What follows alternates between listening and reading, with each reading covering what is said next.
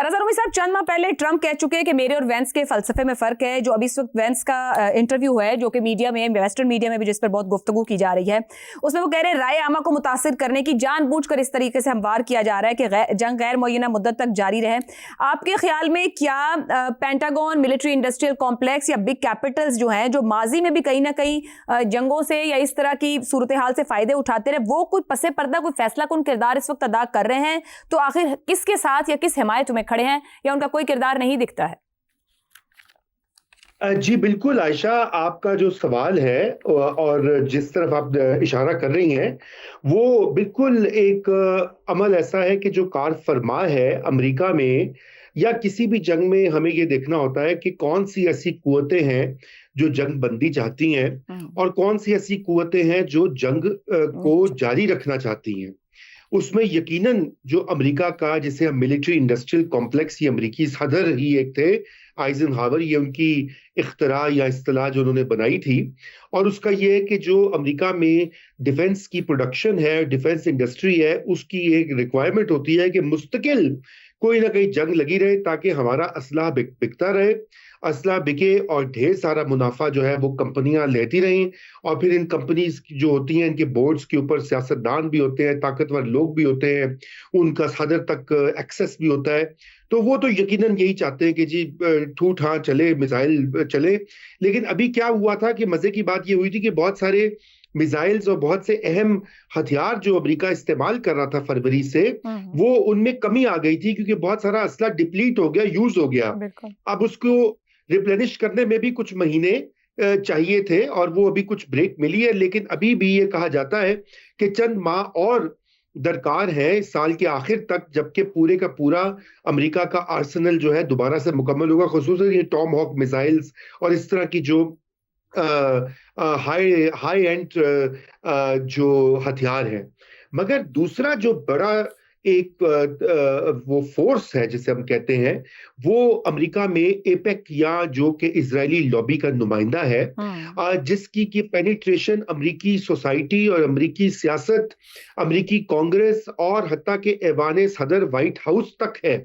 वो तो बिल्कुल नहीं चाहते, क्योंकि इजराइल की तो इस MOU जंग बंदी से इजराइल की बहुत बड़ी शिकस्त हुई है और वो बारहा ये कहते रहे कि हमने ये फाइनल सॉल्यूशन तक लेके जाना है, यानी कि ईरान की हुकूमत को गिराना है, ईरान के टुकड़े टुकड़े करने हैं और जो ग्रेटर इजराइल का एजेंडा, जो कि सरकारी उनका एक ऑफिशियल प्लान है, उसको पूरा करना है।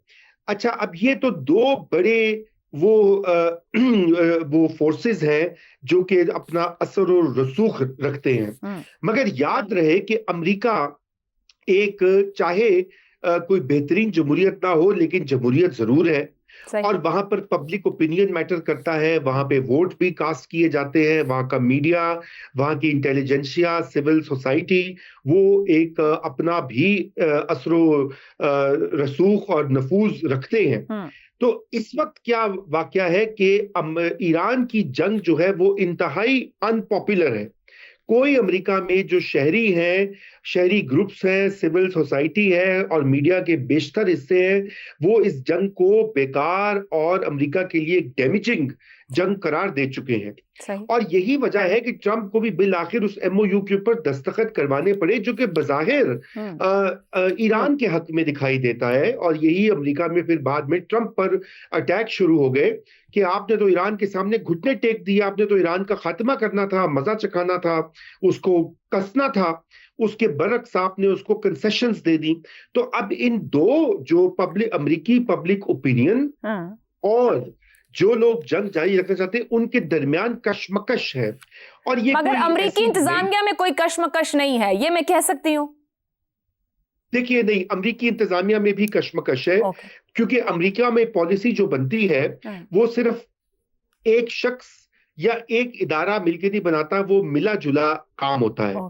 उसमें पेंटागन की राय भी होती है, उसमें सदर की मर्जी भी होती है, सदर के मुशीर भी होते हैं, पब्लिक ओपिनियन के जो मैनेजर्स, जो पॉलिटिकल मैनेजर्स हैं, वो भी होते हैं, और जो सबसे अहम, जो बड़ी कंपनियां, बिग बिजनेस जिन्हें कहा जाता है आयशा, वो भी होते हैं। अब डिफेंस के अलावा जो बाकी बिग बिजनेस है वो ये कहता है बंद करो ये जंग, क्योंकि इससे आबनाए हुर्मुज के बंद होने से जो मईशत को नुकसान होगा उसका नुकसान हमें हो रहा है और होगा मजीद। बिल्कुल तो ठीक वो है। भी ट्रंप को ये कहते आए हैं कि आप ये जंग बंद करें। तो इसलिए जो जेडी वेंस है वो उस तबके की नुमाइंदगी कर रहे हैं, ठीक, क्योंकि आपने देखा कि पहले वो पाकिस्तान भी आए, बिल्कुल। उन्होंने इजराइल को काफी सख्त बातें सुनाई। उन्होंने कहा कि अगर अमेरिका ना हो वेंस तो आपकी तो मुस्तकिल कोई इजराइल को हैसियत सुना नहीं। रहे हैं, स्विट्जरलैंड में भी थे तो वहां भी जी, उन्होंने गुफ्तगू की। अच्छा, और ये ट्रंप के सारे हवारी थे। हाँ, टक्कर कार्लसन एक और बहुत इन्फ्लुएंशियल यूट्यूबर और पॉडकास्टर, जी आपको जी, पता है, यूट्यूबर भी बिल्कुल जो पाकिस्तान में उनका जिक्र होता है, ये अमेरिका से ये एक्सपोर्ट आई है, पाकिस्तान में भी और हिंदुस्तान में भी। ठीक, तो वो यूट्यूबर्स भी सारे जो है वो जंग के खिलाफ है, ठीक हो गया। और वो लोग कहते हैं ट्रंप को कि तुमने ये बंद करो जी, जंगबाजी। अब मार्को रूबियो जो है उनकी नजरें हैं इलेक्शन पर, जैसे आपने कहा बिल्कुल और बाकी हमारे साथियों ने कहा। उनको एपेक की सपोर्ट चाहिए। एपेक के पास होते हैं बहुत सारे पैसे, पैसे के बगैर इलेक्शन होता नहीं है, और इलेक्शन के बगैर ठीक हो ताकत गया नहीं रजा रमीज मिलती। साहब, मगर दुनिया देखिए, का पैसा और ये मईशत या इस जंग और बदअमनी की वजह से देखना यह है कि दोनों जानिब किस हद तक के या कितने भी अंदरूनी इख्तिलाफात हो, मगर दुनिया को कितना लंबा अरसा इसको झेलना होगा। पाकिस्तान में टैक्स इस्लाहात की तारीख बारहा ऐसे तजर्बात से भरी पड़ी है जिनका मकसद रिटेल सेक्टर को टैक्स नेट में लाना था, मगर नतायज हमेशा ही मायूस रहे। अब एक बार फिर एफबीआर ने छोटे दुकानदारों के लिए फिक्स टैक्स स्कीम मुतारिफ करवाई है, जिसके तहत सालाना 20 करोड़ तक कारोबार करने वाले ताजिरों को महज 1% टर्नओवर टैक्स के जरिए एक सादा और रजाकाराना निजाम में शामिल होने की पेशकश की गई है। इस स्कीम में शामिल होने पर ताजिर को ऑडिट से इस्तिस्ना, पॉइंट ऑफ सेल सिस्टम और डिजिटल इनवॉइसिंग जैसी बुनियादी दस्तावेजी शराइत से मुकम्मल छूट मिल जाएगी। बज़ाहिर ये स्कीम सहूलत फराहम करने की एक कोशिश है, लेकिन सवाल यह है कि क्या ये माजी से मुख्तलिफ है और क्या नताइज भी माजी से मुख्तलिफ रहेंगे।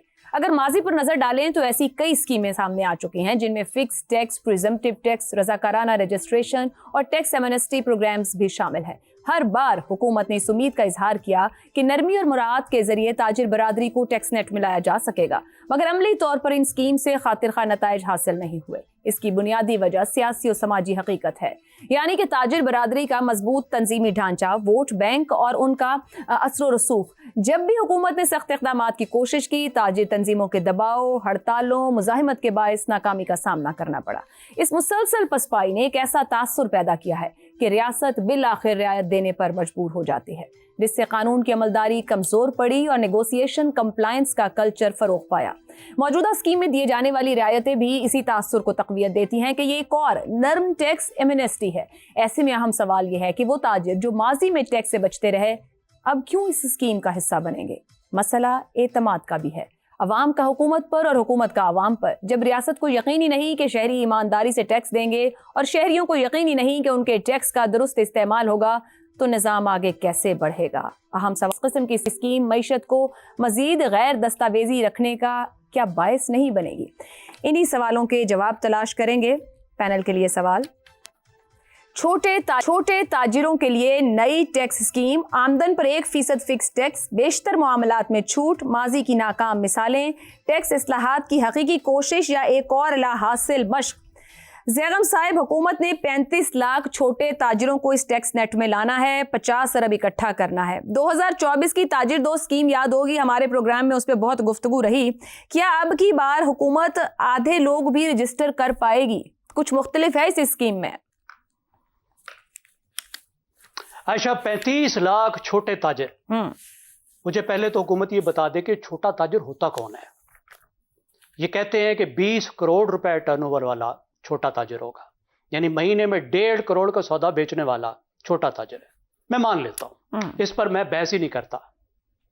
लेकिन हुकूमत ये बताए कि उसको कैसे पता है कि ये छोटा ताजिर जिसको कह रहे हैं कि 1.5 करोड़ का सौदा बेच रहा है, ये 1.5 करोड़ का सौदा बेच रहा है, ये 1.5 अरब का नहीं बेच रहा।